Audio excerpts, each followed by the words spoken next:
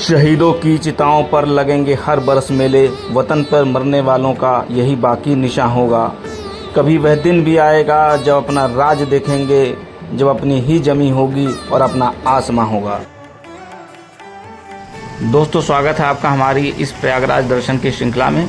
इस श्रृंखला में हमारा अगला पड़ाव होगा चंद्रशेखर आज़ाद पार्क। इस पार्क का निर्माण महारानी विक्टोरिया की द्वितीय पुत्र प्रिंस अल्फ्रेड, जिन्हें ड्यूक ऑफ एडिनबर्ग के नाम से जाना जाता है, के प्रयाग आगमन की स्मृति में 1870 में ब्रिटिश सरकार द्वारा कराया गया था। तो दोस्तों, हम लोग आ चुके हैं अमर शहीद चंद्रशेखर आज़ाद पार्क।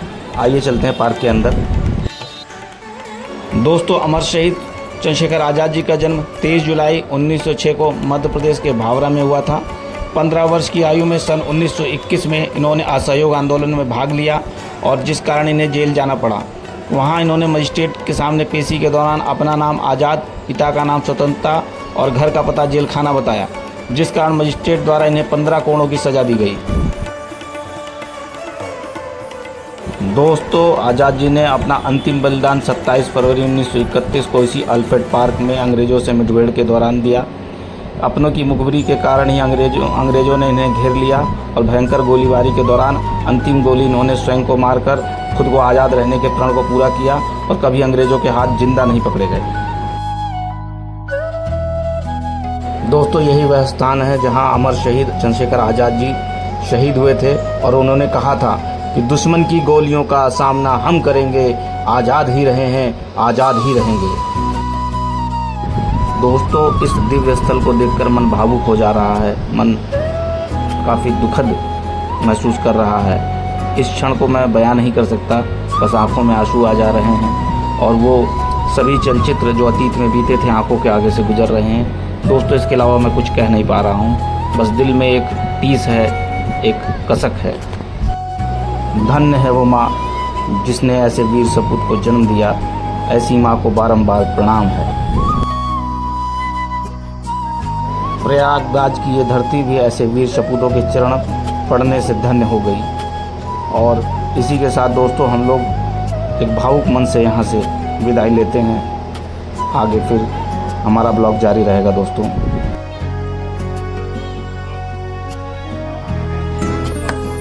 दोस्तों, प्रयागराज दर्शन की इस श्रृंखला में हमारा अगला पड़ाव है नेहरू तारामंडल आनंद भवन। तो आइए चलते हैं नेहरू तारामंडल आनंद भवन।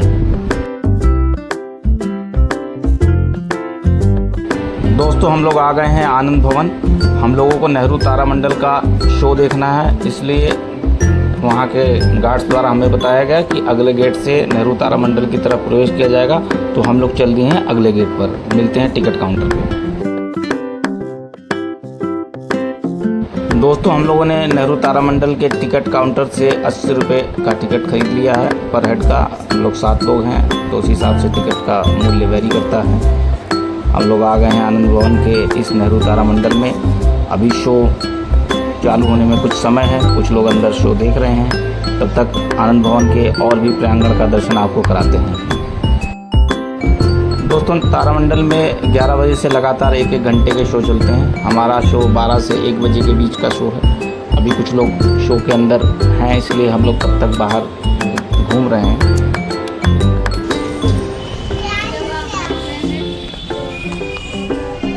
ये देखो यहाँ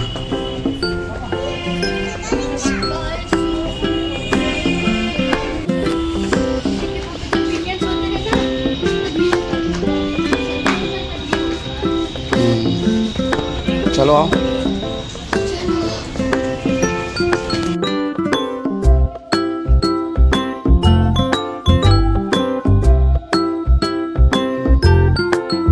मिल गया, चलो भाई चलो चलो, इधर भी देखता रहे। फाइनली हम लोगों को एंट्री मिल चुकी है तारामंडल के अंदर और हम लोगों को मिल गया है कि स्पेस सूट, जिसमें बच्चे फ़ोटो खिंचाने में मशगूल हो गए। तारामंडल के अंदर हमारी गैलेक्सी, हमारी पृथ्वी, हमारे तारे और उनसे संबंधित ग्रहों के विषय में काफ़ी जानकारियाँ दी गई हैं। इसी से संबंधित शो भी है।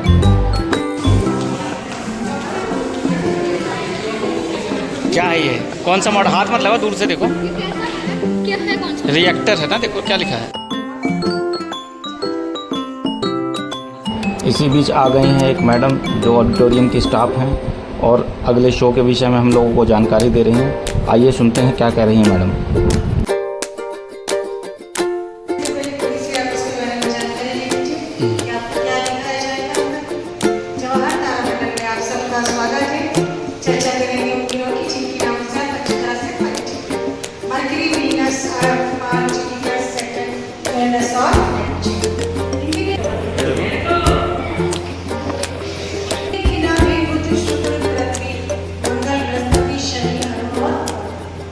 जैसा कि हम सब जानते हैं ये सारे ग्रह सूरज की परिक्रमा करते हैं और सूरज के ग्रेविटेशनल फोर्स से बने सर नजर आता है। वास्तव में आकार भी इतना बड़ा है जिसमें 13 लाख पृथ्वियां आ सकती हैं। यूं तो इस स्काई में हम बहुत सारे स्टार्स देख रहे होंगे। मैडम ने सौरमंडल की रहस्यमयी दुनिया के विषय में बहुत जानकारी दी। अब समय आ चुका है कि हम लोग अंदर चल के शो देखें।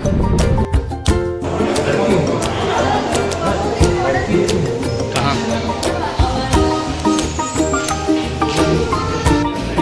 एक मॉडल इधर भी देखो, ये सैटेलाइट मॉडल।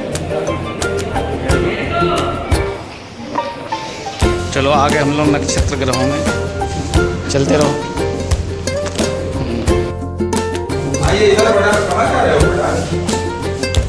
चलो ऑडिटोरियम। दोस्तों फाइनली हम लोग ऑडिटोरियम के अंदर आ चुके हैं और शो शुरू होने वाला है। हम लोग अपनी चेयर्स पर जाकर बैठ रहे हैं।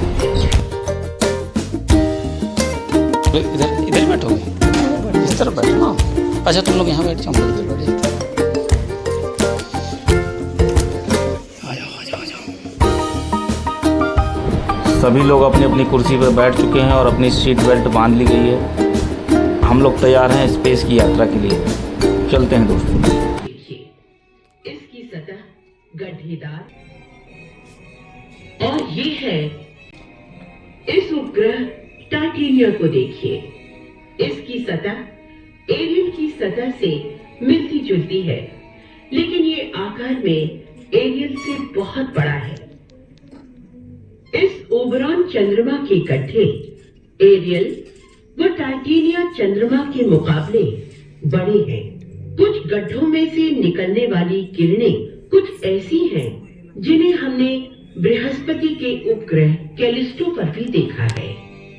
पूरी तरह से झुकी हुई है।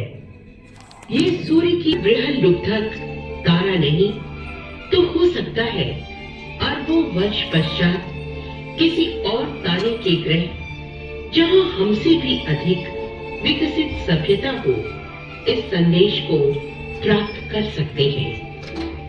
लेकिन क्या तब तक हमारी मानव सभ्यता अस्तित्व में रहेगी, ये कौन जानता है। परंतु उस विकसित सभ्यता को ये तो पता चल ही जाएगा कि कुछ समय पूर्व इस अंतरिक्ष के विशाल सागर में धूल के कण स्वरूप पृथ्वी नामक एक ग्रह था, जहां अति सुंदर व बुद्धिमान सभ्यता हुआ करती थी। नमस्कार, अलविदा। दोस्तों फाइनली शो ख़त्म हो चुका है और हम लोग आ रहे हैं बाहर। हम लोगों के प्रयागराज दर्शन की श्रृंखला अंतिम पड़ाव पर आ चुकी है। अब हम लोग चलते हैं सलोरी घर की तरफ।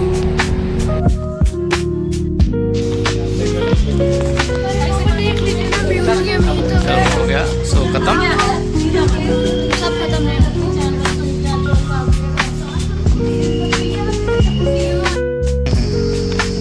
खत्म हो गया तैरू तारामंडल का शो। हम लोग चल रहे हैं वापस नीचे देखते हैं। क्या देखने जा रहे हैं? लोग कहाँ जा रहे हैं?